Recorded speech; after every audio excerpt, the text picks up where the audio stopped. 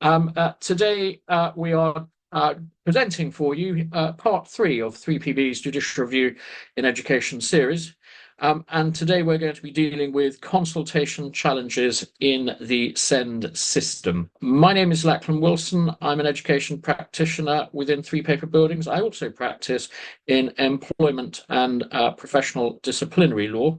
But today we are also assisted by Emma Waldron. Emma, who was a former teaching assistant and governor at a maintained special school for children with severe, profound, and multiple learning difficulties.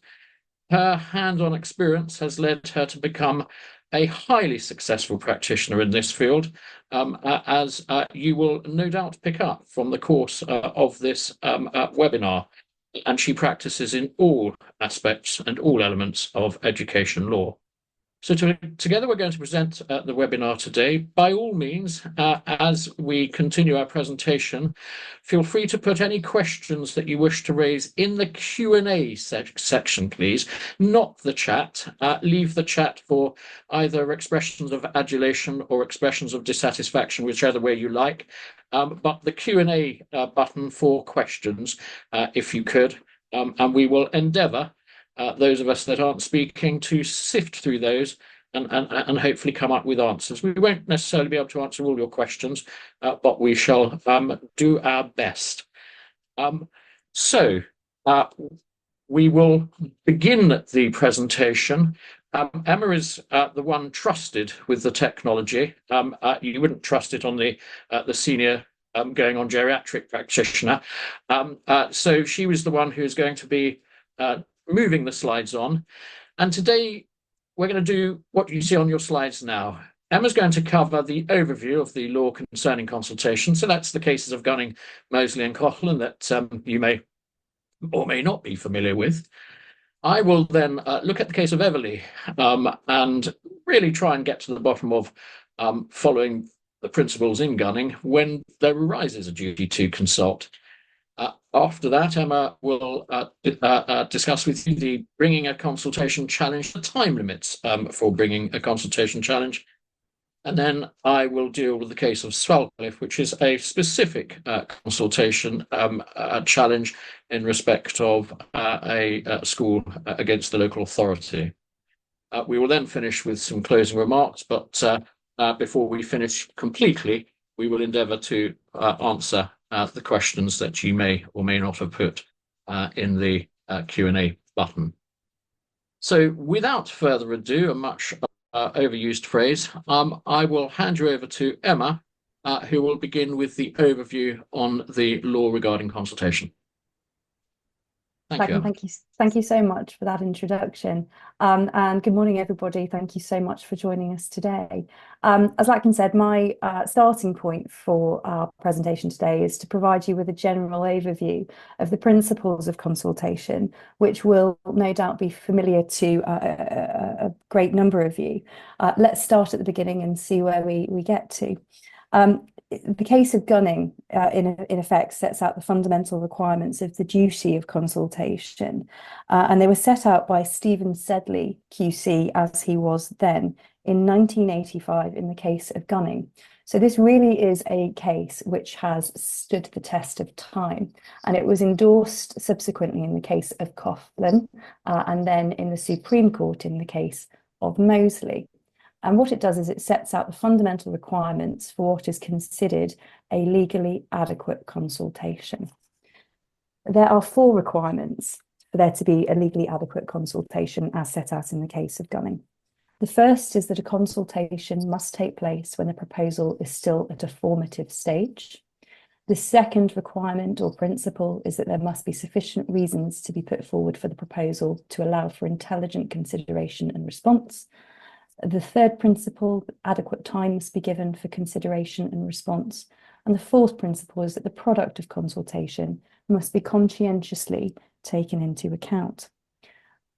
As mentioned before, these requirements have undoubtedly stood the test of time and were endorsed in the case of Coughlin and later Moseley in the Supreme Court. And I draw to your attention this particular paragraph of the Coughlin decision, and this is what Lord Wolfe said It's important because it's something that we are going to come back to when we look at the case of Everly. And I think it's worth actually taking you through this in its totality. It is common ground that whether or not consultation of interested parties and the public is a legal requirement, if it is embarked upon, it must be carried out properly. As we go through the presentation today, I really want you to hold in your mind that first sentence, because it is something which is going to crop up again. Lord Wolfe went on to say this: to be proper, consultation must be undertaken at a time when proposals are still at a formative stage. It must include sufficient reasons for particular proposals to allow those consulted to give intelligent consideration and an intelligent response. Adequate time must be given for this purpose, and the product of consultation must be conscientiously taken into account when the ultimate decision is taken. So really, they're reinforcing what we have already known were the requirements as set out in the case of Gunning. Lachlan, over to you. Thank you, Emma. So now I'm going to look at when the duty to consult arises. And it's important to bear in mind, for those who are familiar with the case of Gunning, that the consultation principles there set out are derived principally from a legitimate expectation challenge. And the court saw the overarching duty of fairness in the process in Gunning to be so important as to circumvent or swerve around the necessity to find Wensbury principles of unreasonableness and focus principally on the legitimate consultation, that a meaningful consultation would be expected in all fairness to the claimant in the Gunning case. So where there is a duty to consult, where does it arise from? So first of all, there's no common law duty. There's no general obligation on a public body to consult. So it's not from there. And as I've said, in the Gunning case, it arose principally from a legitimate expectation.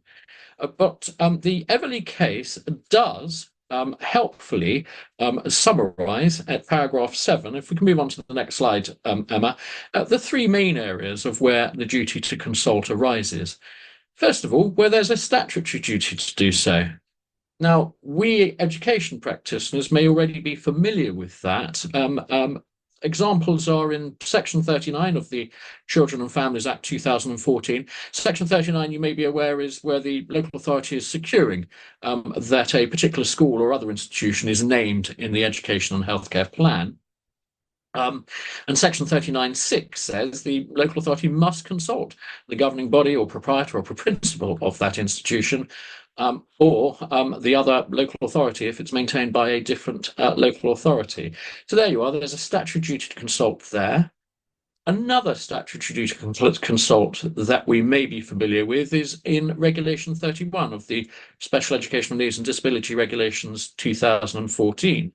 31(1) talks of when a local authority is proposing or considering ceasing to maintain an education, health and care plan, that they must first of all inform the parent, but separately to just informing the parent, they need to consult the parent or young person.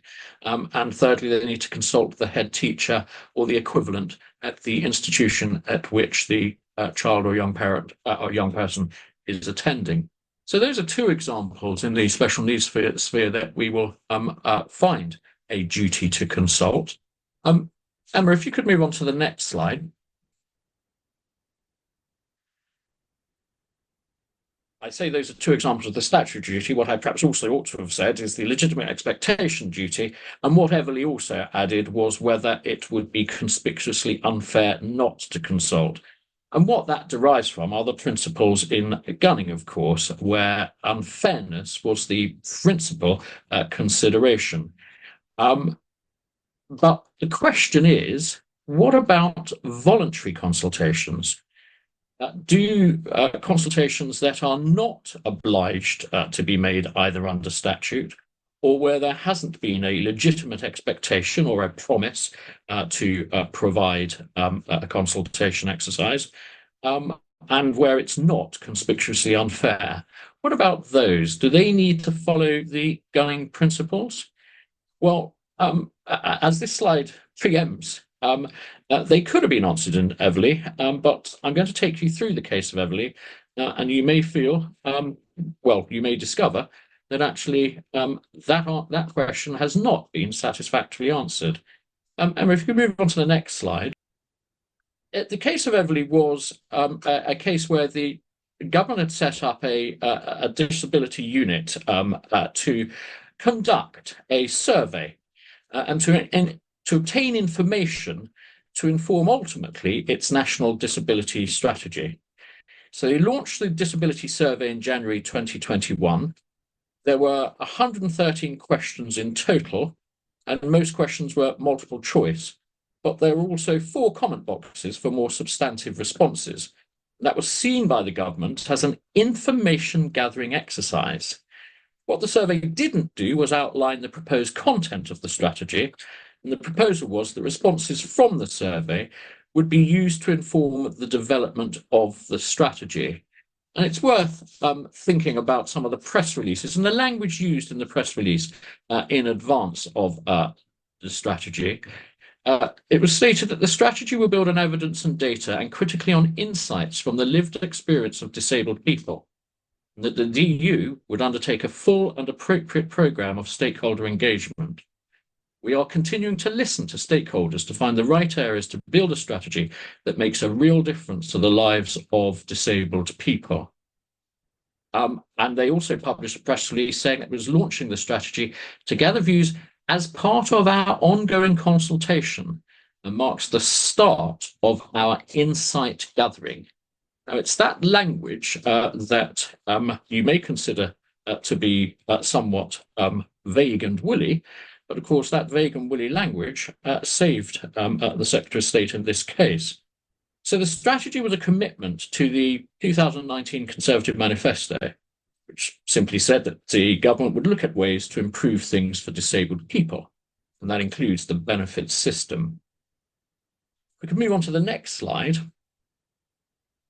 So, following the publication of the strategy in July 2021, specific claimants brought the judicial review claim, and the allegation was that the Secretary of State for Work and Pensions had failed to lawfully consult via the survey before publishing the strategy, with the result that the strategy itself was unlawful. The challenge essentially was that the Secretary of State had breached the second gunning requirement because there was insufficient information in the consultation document, and or the consultation document was designed in such a way that it precluded proper and effective response. Now, wrapped up in that challenge, the consultation document was identified as the survey and the work undertaken by the DU, the disability unit, in advance of the production of the strategy. Next slide, please. Thank you, Emma. So, at first instance, Griffiths J ruled that although the government didn't have a legal duty to have a consultation, once the Secretary of State had promised an open consultation, she had a duty of care to see that through. And it was said that the defendant took on a duty to consult, which she did not properly discharge, and as a result, the consultation she carried out, principally by means of the survey, was not lawful. So Griffiths J allowed the claim at first instance, and he quashed the strategy, holding that the survey had been a consultation at common law, and this required satisfaction of the gunning requirements.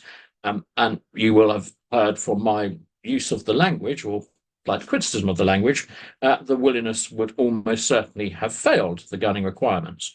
The gunning requirements, in Griffiths J's view, hadn't been satisfied, as the proposer had not given sufficient reasons for the proposal to permit of intelligent consideration and response. And that first instance decision was appealed by the Secretary of State. If we could move on to the next slide, the grounds of appeal was this, and there were 2 distinct grounds. The first is the survey was not subject to the gunning requirements. What was undertaken was a form of engagement, not consultation. If you ever recall the Everley case for anything, it is in answer to the question, when is a consultation not a consultation? That is the first ground that was launched by the Secretary of State. The second ground was, well, in the alternative, Copeland's wrong. A voluntary consultation doesn't attract gunning requirements, and this was a voluntary consultation in pursuance of a manifesto to improve the lives of disabled people. So moving on then, if we may, to the next slide, please, Emma. Appeal was heard on the 28th of June, 2023.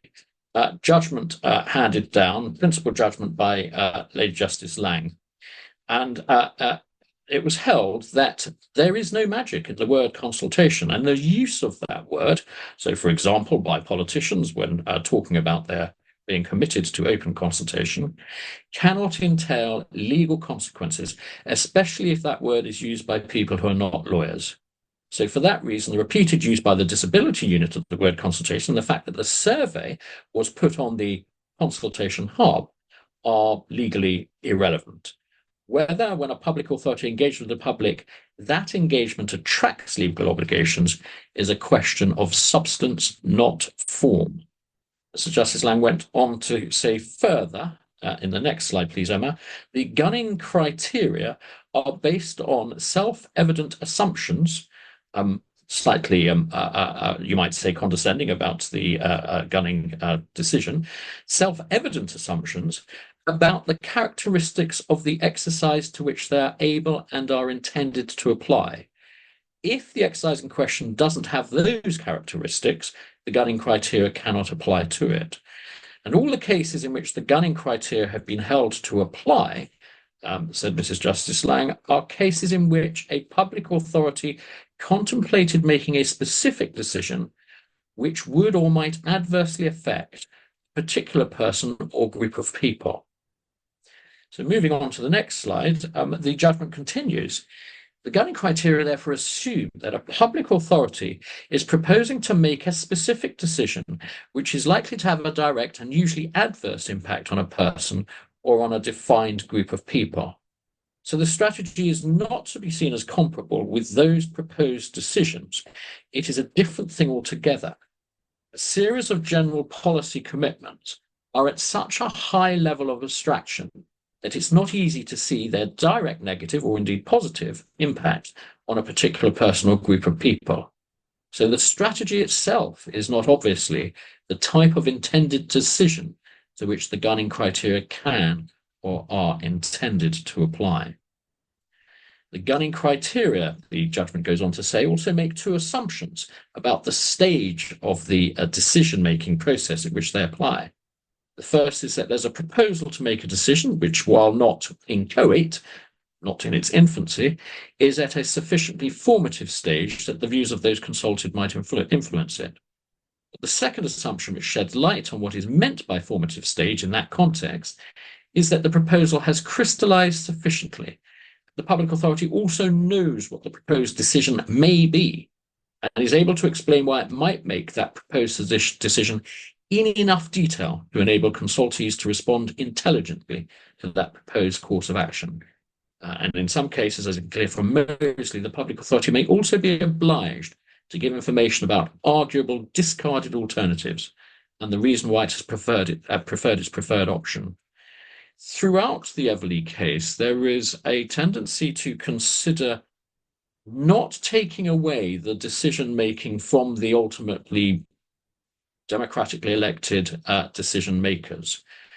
It's not the decision making that is to be criticised or to be the subject of judicial scrutiny. It's the path that is reached to that decision making. But if it's a decision that is made that is quite clearly one that is contemplated to fall within the gunning criteria, then clearly the gunning criteria need to apply. So as you see on this slide, Mr. Justice Lang went on to say, so in her judgment, the strategy hadn't reached a stage at which it could conceivably have been the subject of a consultation. And let's be clear, that's the strategy. That's the strategy that was developed after the initial survey. Neither, Mrs. Justice Lang, found them to be consultations, which would find themselves to fall under the gunning criteria. She went on to say it's not suggested that at the time of the survey, the disciplined unit had a secret draft of the strategy locked in a drawer. The purpose of the survey was to find out information and views which might inform the strategy. That suggests to me that the potential strategy was no more than an inchoate plan, which would take shape as and when information was gathered and in response to that information. The claimant's complaint that they were not told enough about the strategy to enable them to respond to it meaningfully underlines that point. They could not be given that information because it didn't exist. A linked complaint is that the survey did not ask for their views about any proposals, but that's because there were none at that stage. So in the Everly case, there is a clear picture drawn of why it is that neither the survey nor the strategy that the disability unit were progressing with constituted a consultation. On the next slide, please, Emma.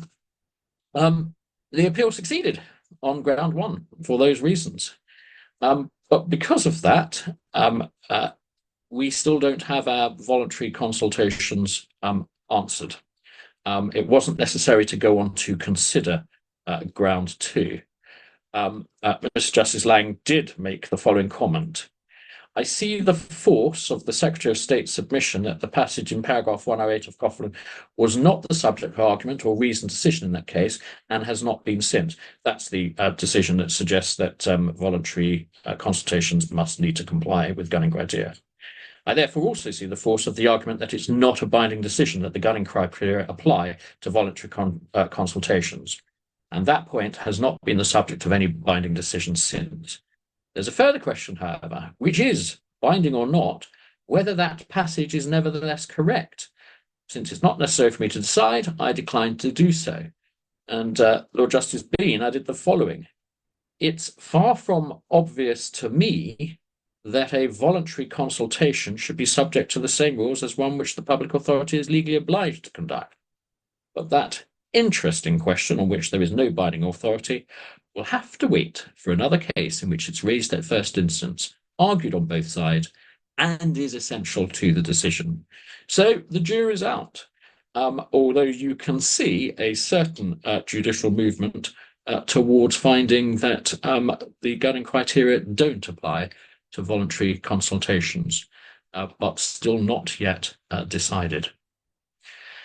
I now hand you back to Emma to look at time limits and the case of CU. Thank you, Lachlan. So hot off the heels of the case of Everly was the case of CU and the Secretary of State for Education. So hot off the heels, in fact, that the CU decision was stayed pending the outcome of Everly. Judgment was handed down in the case of CU on the 21st of March 2024 by His Honour Judge Stephen Davies, sitting as a judge in the High Court in Manchester.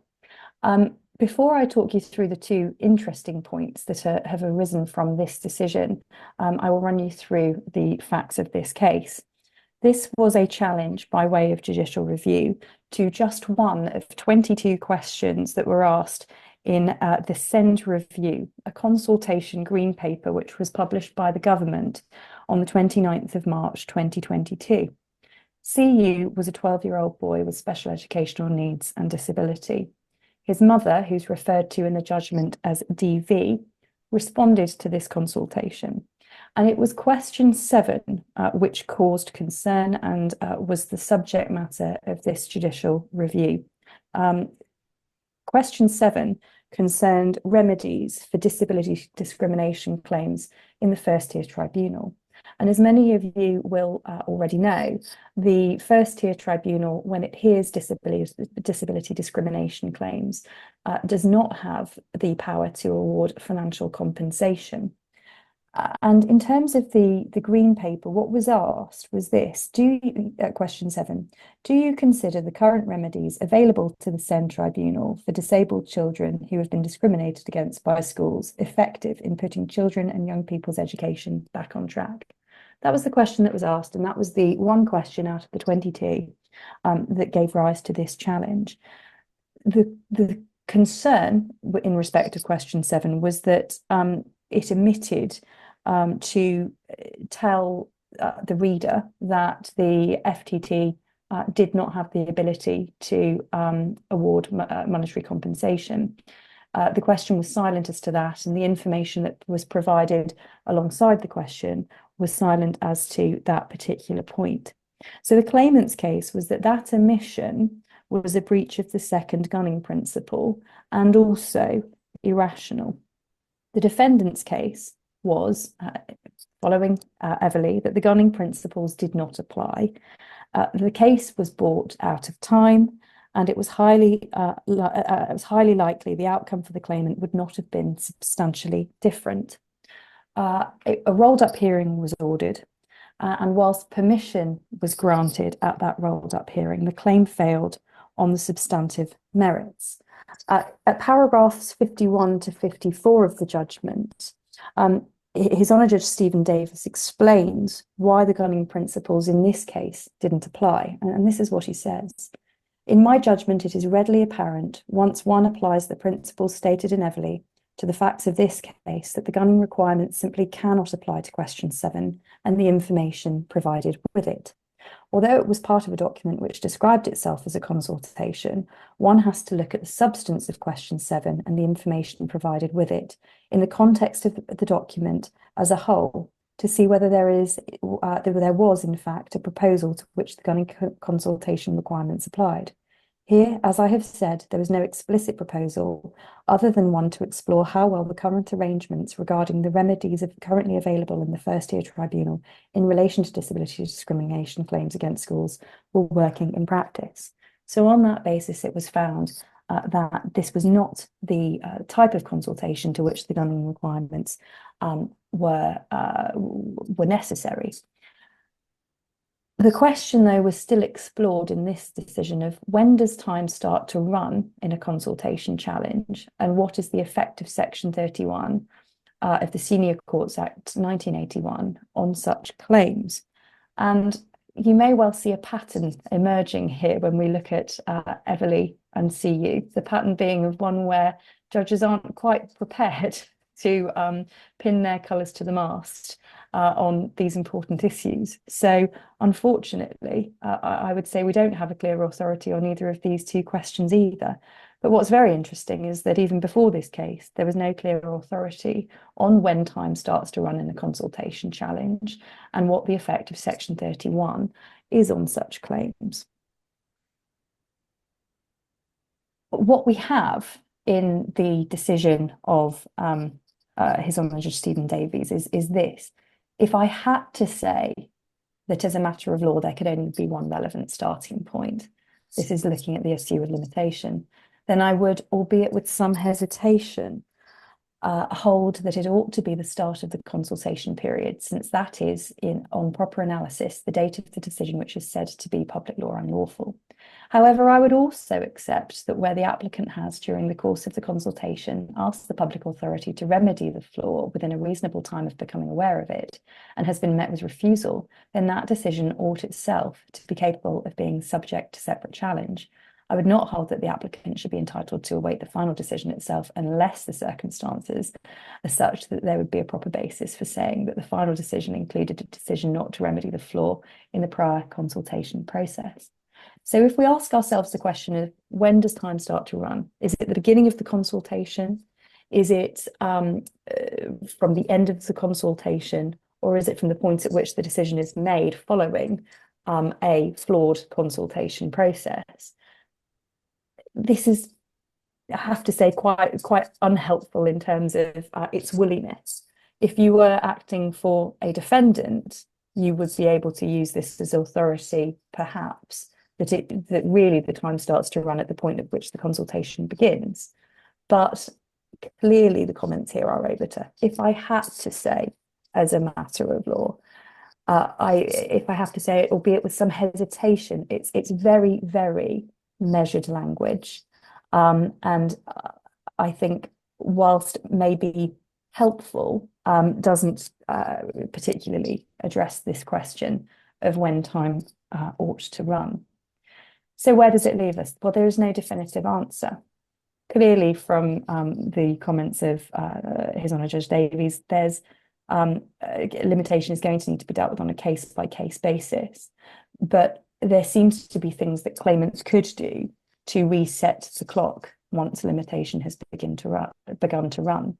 So if, for example, you are become aware that there is a consultation which is faulty, you would, as a claimant, be, I think, well advised to write to the defendant to say, we take issue with this consultation, here is the reason why, and set out the basis of your challenge. Ask them to remedy that within a certain time frame and to extend the time for response to the consultation.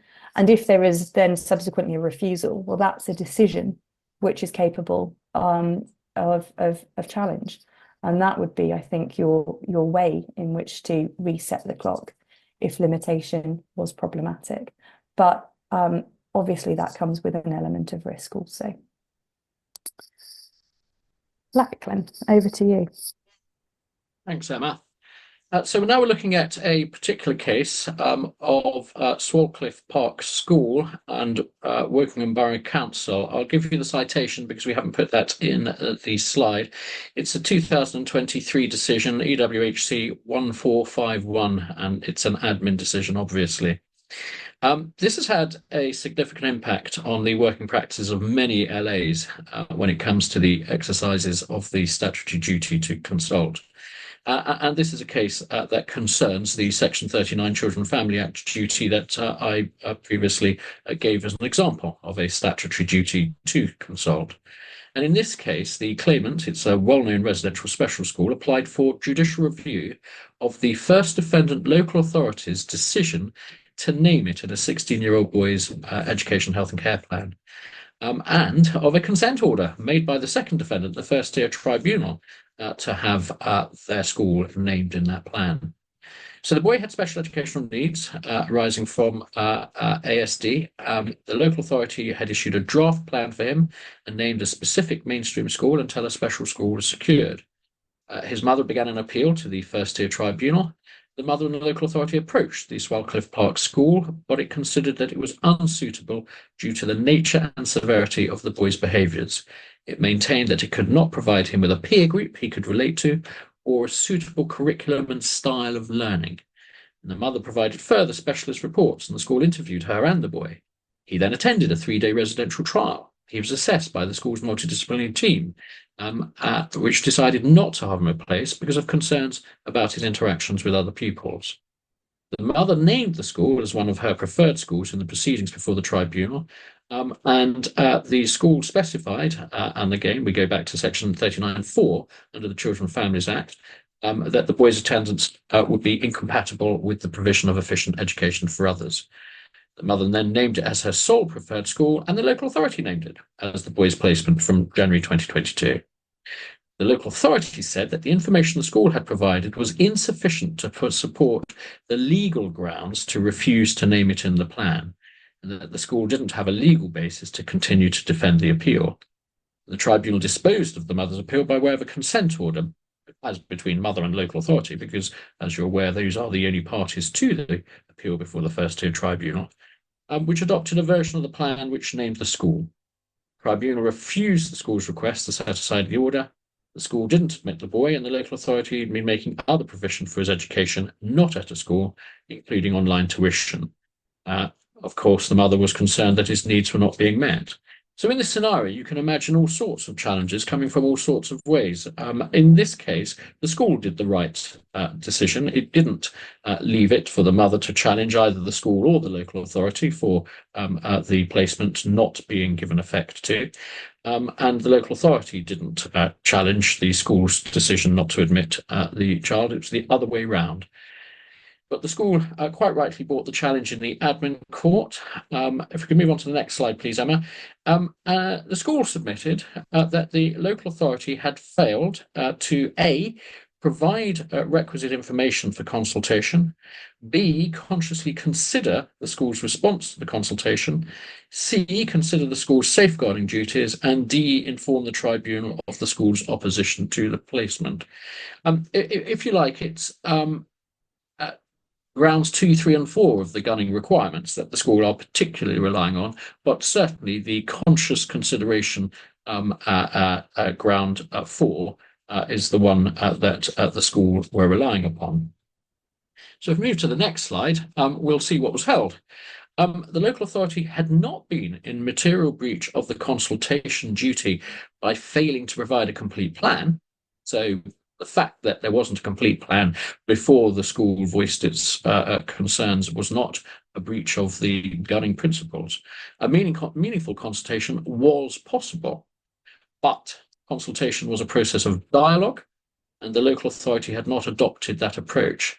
If it had something particular in mind, over and above providing information and education to other students, it could and should at least have given some indication of what that might be so that the school could respond.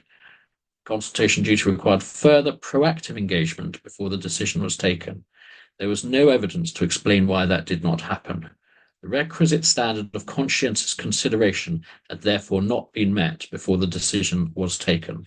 So that is principally ground 4 of the gunning requirements. Conscious consideration. No problem with the timing for consideration, but the actual application of consideration.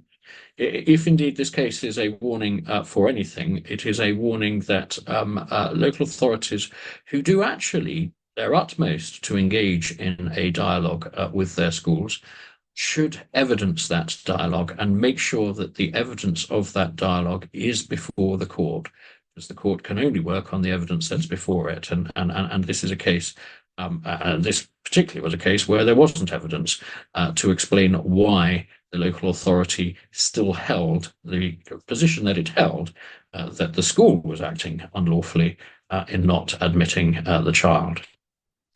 So, in short, the local authority in Swalcliffe was found that it needed to have done more to the response of the school and engage in dialogue before coming to its decision.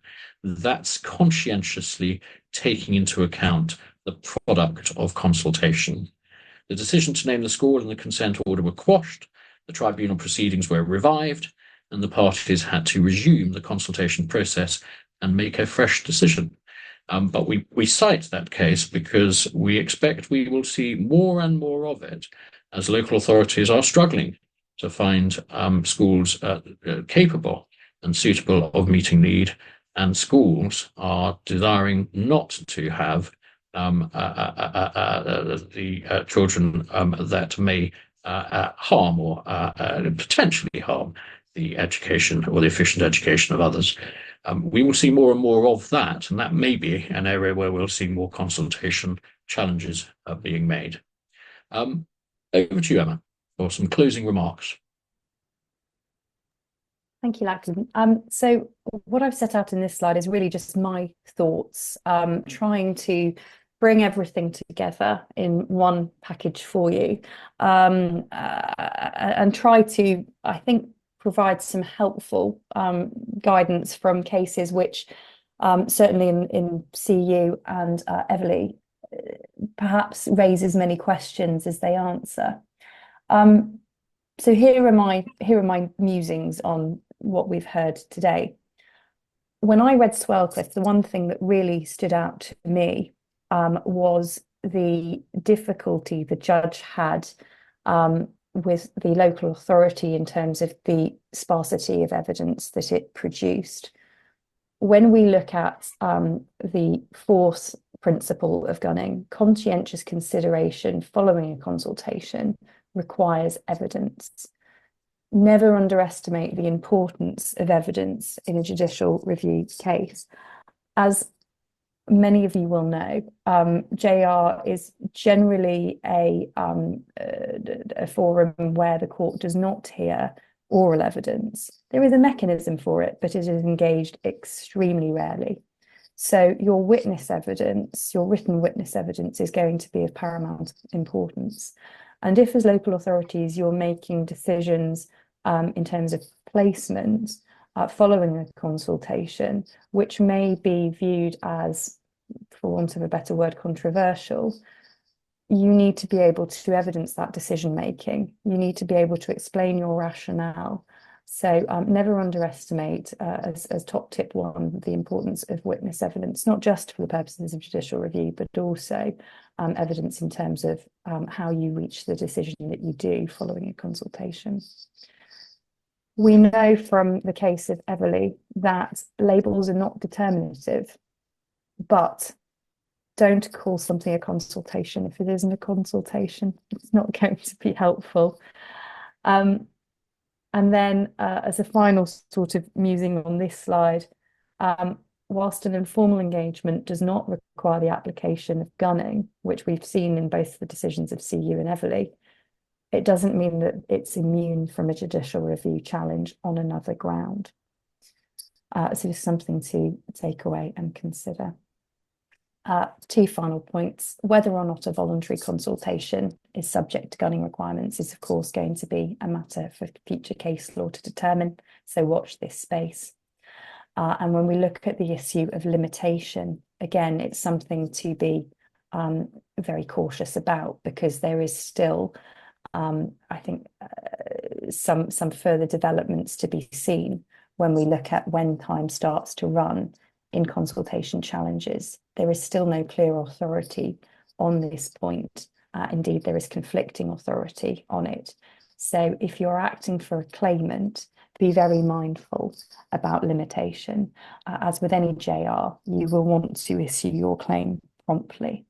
If you're acting for a defendant, be very mindful of limitation too. What is it that you're saying about limitation? When ought this claim to have been brought? That may also help you if you find yourself defending any consultation type challenges. That takes us to time. Thank you, everybody, for attending. I hope you've gained something from it. I'll leave Emma to close and give information on what happens next. Thank you, Lachlan. I've been reliably informed that both a handout from today and these slides as well will be sent to all of you. We really do hope that you found this series useful and informative. And if there's anything else that you would like us to cover in a future series, please reach out to us and let us know. I'm really excited to let you all know that my colleague Alistair Coverley is going to be running a series along with a range of experts in the field of artificial intelligence in education, which is obviously a very, very current issue and one that will, I hope, be of interest to lots of you. That series is taking place on the 12th of September, the 3rd of October and the 19th of November.